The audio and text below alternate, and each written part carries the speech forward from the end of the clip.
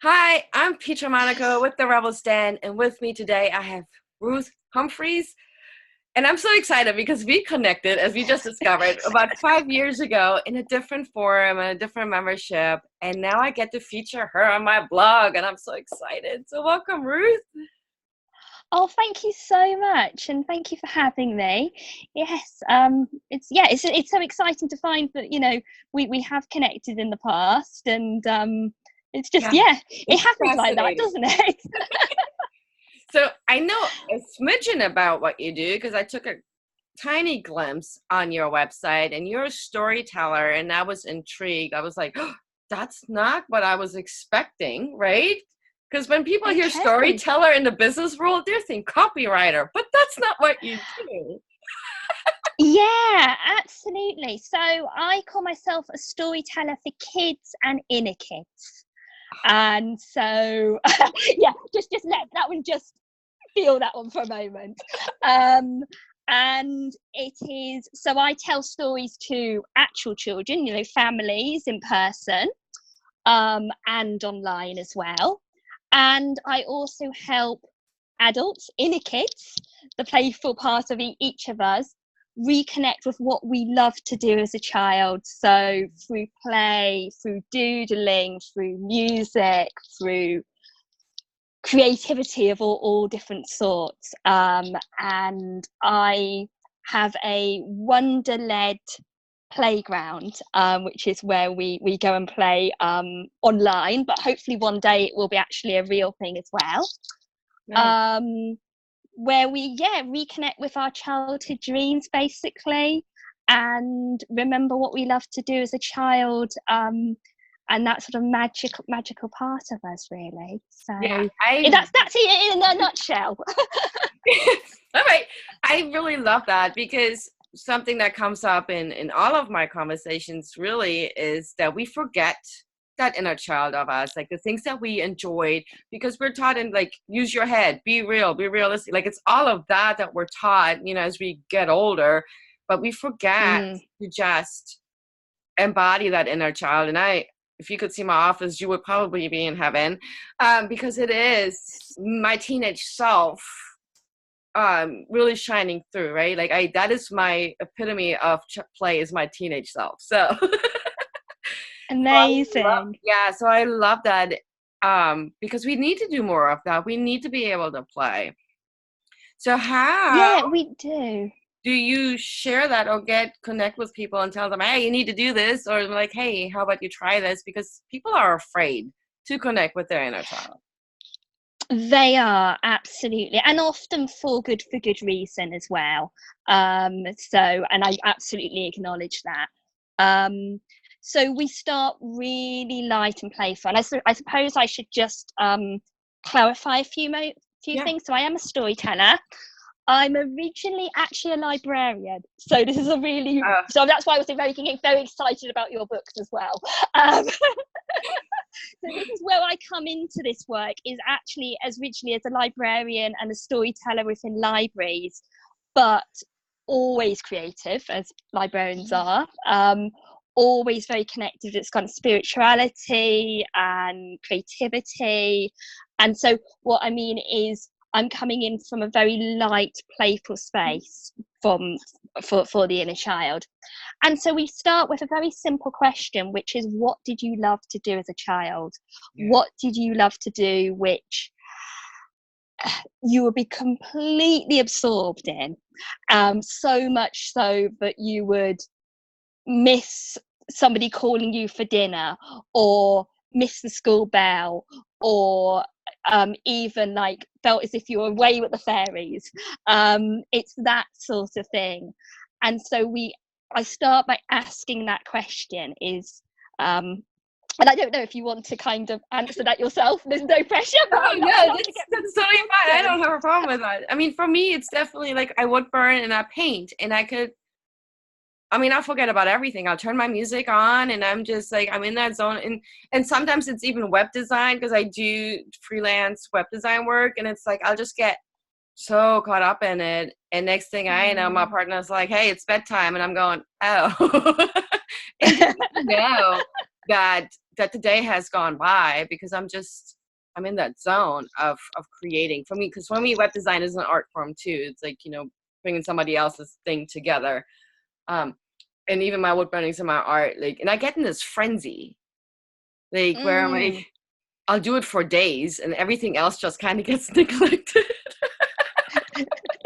I completely identify. I just did about 5 paintings in like 2.5 days because I was just in that zone where I've had the need, like the need to create, the need to paint.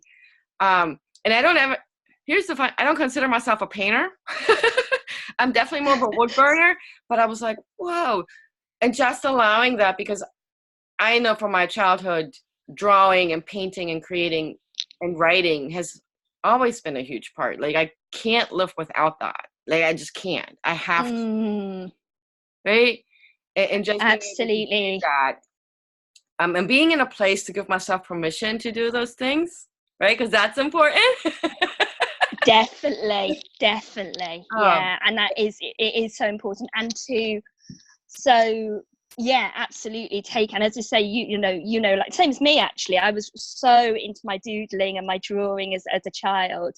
Yeah. And so it is taking that thing you remember doing as a child, and then saying, okay, what was it about that you loved? What was it? Was it to do with where you were? For example, the doodling and drawing, you know, if somebody was to take that and say, okay, well, where were you? What were you doing?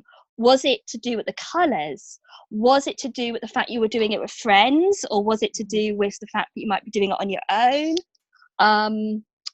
Was it that you were really interested in drawing something in detail? Or was it to do with a bigger picture? You know, you're beginning to kind of pick up these elements, and I think of them almost like going to the storytelling, like breadcrumbs, you know, like Hansel and Gretel going through the forest. So it's like breadcrumbs, you kind of following the breadcrumbs to, you know, the next. So it's all kind of picking up these little clues, and it's just kind of opening the conversation and then saying, okay, so what if you were to try that again? You know, it's the sort of thing I do in the community. It's like, what if you were to try that thing again, which you love to do? What if you were just to pick up some pencils or some colored pencils and have them in your bag? Now, sometimes that might be too much for somebody, you know, too much of a first thing to do. So it might just be like, well, why don't you just have a biro and just, you know, doodle? Okay, it doesn't have to be doodling, you know, this can be all sorts of different things, but it's taking something you loved and, you know, really lights you up. Yeah. And then exploring that further, basically. Yeah, I love that. And for me personally, it was, I grew up in foster care. And for me, it was a way to not deal with my reality, right? It was to give me an outlet to not focus on the life I was living, and just kind of cope with my situation. And sorry, I'm like, oh my God, I didn't realize I was going to okay. It was, you know, it was rough, it was tough, I was challenged, and there was so many other components. And so doodling and drawing, and I did doodling more in school than anywhere else, to just check out, you know, it was literally more of a check out kind of a thing for me. But then realizing over the years that I have some skills, I have some talent, and I actually like it. Like I really, really like it. It's not like I'm not doing it now so much to get away from things, but to really like, no, I really like this. It's my meditation, right? Like people talk about meditation. That, that is my meditation, because I can't sit still for 5 minutes and breathe with my eyes closed. It's not my thing, and I think that's okay. If it's not your thing, it's okay to not be your thing. Absolutely. And for me, it's writing and creating. Like that's my meditation, because I do get to do, the concept is still the same, right? The process is still the same. It's just a different form of doing it. And so that's what I've discovered over the years. Absolutely. Yeah, no, I hear you completely. And I think one part of this actually, and it's basically, it was where I came into this inner child, you know, connection, was I was suffering from a lot of anxiety, and I was reaching out, trying to find what was my options? Okay, I was doing meditation, but it wasn't. I couldn't meditate. Who can meditate when they're really anxious? It's so tricky. And but one day I found that, and again, I'm talking about the doodling a lot here. Actually, it's not necessarily just the doodling, but I found that I was sitting on a train and I was really anxious. I'd pretty much was in the middle of a panic attack, was almost into a panic attack. And I would normally try and kind of ground myself. Like sometimes one of the things which would work would be go and sit under a tree and be in nature. But I was on a crowded train and like on the way to work or something. And I was like, what on earth do I do here? And I put my hand into my bag and I pulled out a scrap of paper and a pen. And I found myself doodling a tree, doodling the roots of a tree. And as I did that, I was feeling myself being kind of more grounded. And what I realized at that point was, and this is just my experience, but that it's very, very difficult to be anxious and creative at the same time. It's almost like the two things can't live in the same world.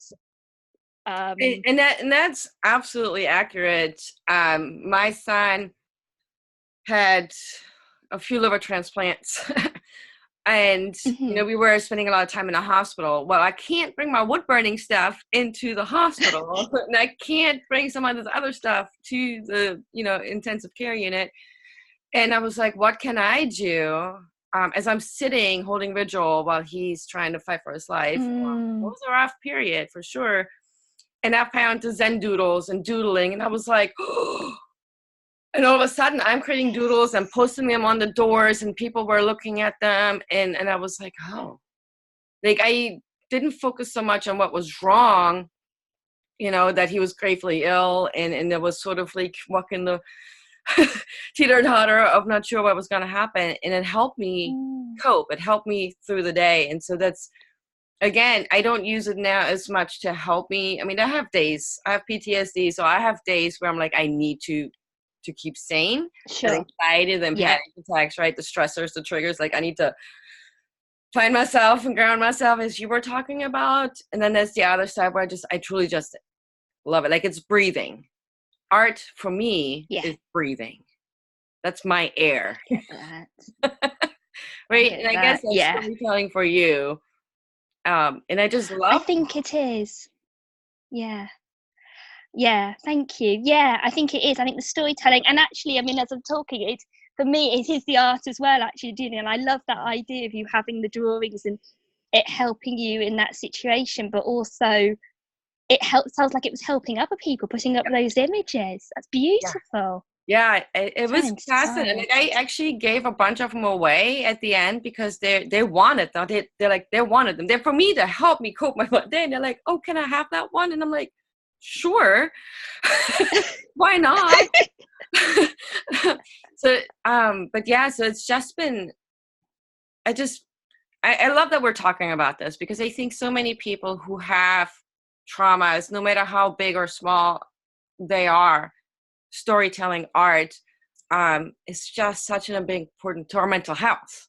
I started absolutely. I stepped away from reading business books last year, like personal development, business. I stepped away completely and started reading fiction only, and it's been mind blowing of how my business came together and how things are coming together in my life because of fiction books, not because of business books.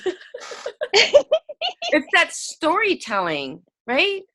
It is that storytelling, that author is sharing a story, and even in fiction, there's truth. Yes, absolutely. And I use a lot of fairy tales, and there's so much truth in fairy tales. Do you know what I mean? Like folk and fairy tales, and because we can see so much of ourselves in stories, I think those archetypes and okay, there's a lot needs to be done about us being able to see ourselves more in stories, but in books, and that's kind of growing. But when you're going to those kind of fairy tales and fables and things like that, there's so much wisdom in there as well as obviously you're just reading like those wonderful fiction books which are out there, novels and things. It's fact, because so I grew up in Germany, and the Brothers Grimm were a huge part of my life, like huge part. Okay. Right, and those are the original stories. Those are they're centuries old, so they're the original fables and fairy tales that we now see in sort of the Disney Pixar kind of world. I'm like, oh, like I knew that story in a different light, y'all. Probably a slightly darker light, I'm guessing. Just a little bit. Just a little bit. But still, there's in the characters we can find ourselves going, oh, I do that, or oh, I think that way, and then seeing them transform and transition to be the hero, the heroine, and even the bad guy. Like, let's be real, the bad guy, we have parts of that too, where we're like, oh, I don't like that. Where does that show up for me where I'm like that, right? Because we get like, oh, I don't like this person. But I find when we don't like somebody, there's something that about us that we're doing that's relatable, and we're like, oh. Let's address that. And then that's where the personal development work comes in, and the healing and the acknowledgement. Like, oh, maybe I didn't play with my inner child as much as I needed to, because I didn't, because of how I grew up. I didn't have that. I mean, I had childhood, I played, but not as you would think, like what people say you should. I hate the word should, but no, I get that. Healthy development to be healthy, not just physically, obviously. Yeah, no, I hear you on that, absolutely. And I think a lot of people who are drawn to this inner child stuff, especially in my community, do tend to be people who haven't had the most easy of childhood. I suppose I should probably notice that I'm not a therapist and I'm not a counsellor or anything like that.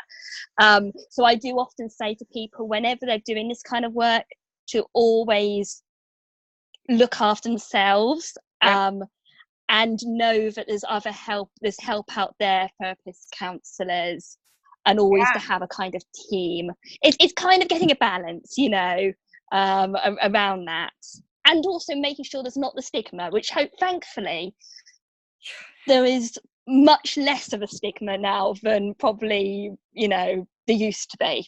Yes. Getting there anyway. Getting there slowly but surely. I mean, there's still some work to be done.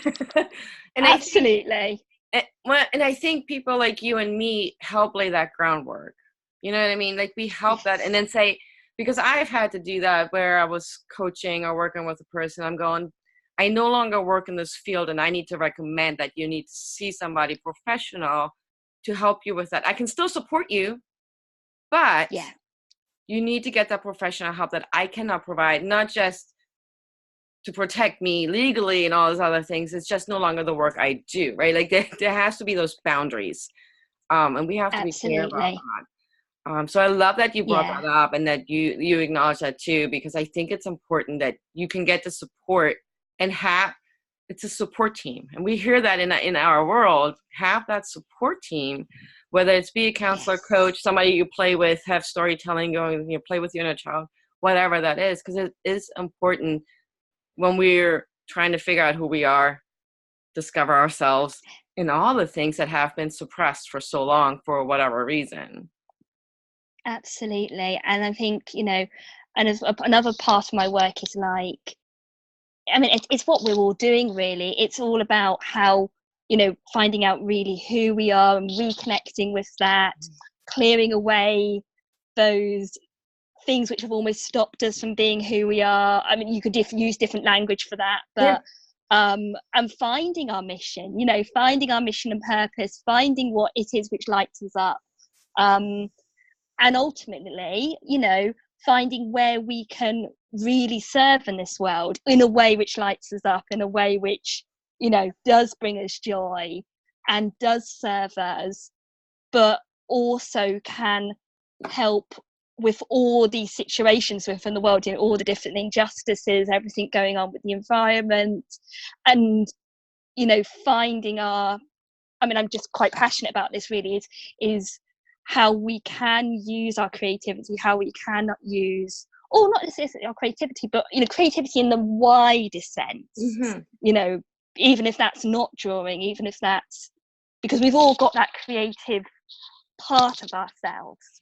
And I think it's important to remember that it's not necessarily, you needn't ever pick up a paintbrush and you're still creative. You're still, but people might use a different word. They might use, I don't know, like problem solving is creative, or all sorts of different things. And that's what we really need in spades in this world at the moment. I feel is, how do we, how can we do what we need for ourselves, and then how can we serve, and how can we find the balance between those two things, because it's not easy, is it? It's like, no. And again, I love that point too, because whenever I sold my art at festivals, people were like, "Oh, I'm not that creative," or "I'm not that talented," and I'm going, no, you just haven't given yourself permission to figure out what that is. Like, I fully believe 100% every person is creative, including the accountant, as long as they're not doing anything illegal. Okay? Absolutely. They're creative. Real estate agents are creative. I've interviewed energy healers, because that's a creative art form. Like, every little work out there has a creative component, because you're doing what you love to do, hopefully. Yes. And so I've always found, I was like, well, this may not be your thing. You just got to figure out what that is. And then you have to give yourself permission to explore. Yes. And it might not be just one thing. That's the other thing. And there was, I think there was a huge trend towards having to find your thing, having to find your absolute mission, which is always going to be the same. And then you'll have your, I don't know, like your golden ticket or something. Yeah. But actually, that might be multiple things, that might change, that might, do you mean it's, everything changes so much. And there's a lot of people out there who are really multi-creative, and it can be complete opposite. Yeah. No, you're absolutely. And when you said that, I was like, oh, niching, right? People talk about niching when you're in business, when you're becoming an entrepreneur, like, you got to niche down. And I struggled with that so much, because I was like, I don't know how to do that. Not only am I multi-passionate, but I'm multi-talented and a multi-potentialite, which means I get bored with the same thing over and over and over again, right? I need that variety. I need it's chaos, but it doesn't feel like chaos to me. It might feel like chaos to other people. But I think it's so important that people, like, if you want to paint and wood burn and crochet and make jewelry, which is what I do, by the way, do that. And you want to write on top of that, do that. Like, nobody, and this is where my spirit animal always is in my head. You can do whatever you want, however you want to do it. Nobody can tell you how to run your business or your life.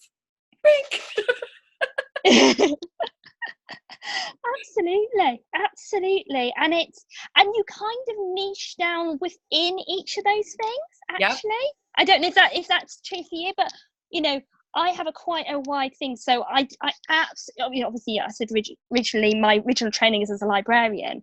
So I absolutely love just really geeking out, because I also do like website design and social media, and I love codes and I love all that stuff. And I'll be doing that one day, and the next day I'll be doing, the painting or singing or whatever. It's like, it's knowing what you love to do.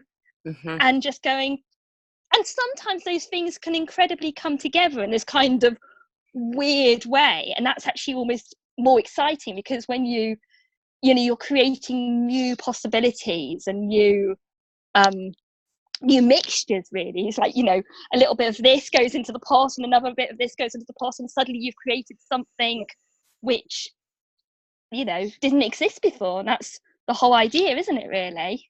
Yeah, and it goes back to exploring with your inner child. Right? Because as a Absolutely. kid, we weren't niching down to our creativity. As kids, we've explored, God knows what we've explored, even if it's just being Yes. outside in the woods, to doodling, to drawing, to roller skating, I don't know, all the things. It's remembering those things and then trying again and exploring again, and just kind of like, oh, I really like that. Oh, I don't like that anymore. And then just being okay with that and moving forward. I love that. Yeah, I love what you definitely. Oh, thank you. Well, you too. I'm like, oh my goodness, we are definitely spirit animals here. This is awesome. We could probably go on for hours, but I will not make this. Yes. And I appreciate the transparency and the honesty too, because something that I find in our world, within the business world, and specifically online too, most people are not as transparent about the struggle, right? You've acknowledged your anxiety and panic attacks. So I want to just say gratitude for that, because people need to know this happens in real life. We're not just influencers. Yes, yeah, absolutely. We're real people with real struggles, with real things, but also with a passion to make the world better. Yeah, absolutely. Awesome. Yes. So with that said, is there anything that you would like to offer? I know you're in the UK, so it's not local, guys, if you're in the US, but anything you would like to offer to anybody that's listening to connect with you, to get in touch with you? Yeah, absolutely. Yes. So my main website is ruthhumphreys.com. I don't know if you'll be able to add a link or something. Everything is going to be Awesome. Humphreys is HUMPHREYS, because a lot of people spell it with an IES, so I just say EYS. And I also have a Facebook page, which is Ruth Humphreys. And I also have, we've both got playgrounds, which I think is awesome. So mine is the Wonder-led playground, and that is on Facebook. But if you have a look on the website, you'll find a link from there. I am going to be running another set of my what I call inner doodles, which is an invitation. We normally do it for about 5 days, to doodle in the widest sense of the word every day for 5 days. And if you wish to share that on social media, you can. I will have some details about that actually on my page, and I'll send you some links. And this is a really gentle way to reconnect with that playfulness. Mm-hmm. So I do regular, I don't know if I call them challenges, because they're kind of invitations, just to kind of gently step into that reconnecting with the inner child, connecting with that playfulness. So I do sort of regular challenges, invitations, both within my group, which is a free group, and also across social media, so on Facebook and on Instagram. And just like little nudges. There is also a video called I think it's, oh gosh, I'm trying to think. It's about ice cream, but it's not really. It's about finding the thing you love to do, like your ice cream. Like, what's the thing which kind of lights you up? What's the thing which is really delicious?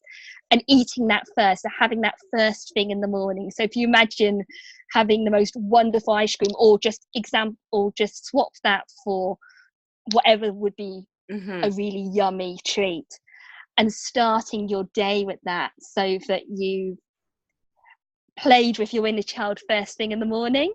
Oh, I love that. And then that takes you into the flow, and then you're working, because I know there's a big thing about doing your the difficult thing first, and there's a kind of trend around that.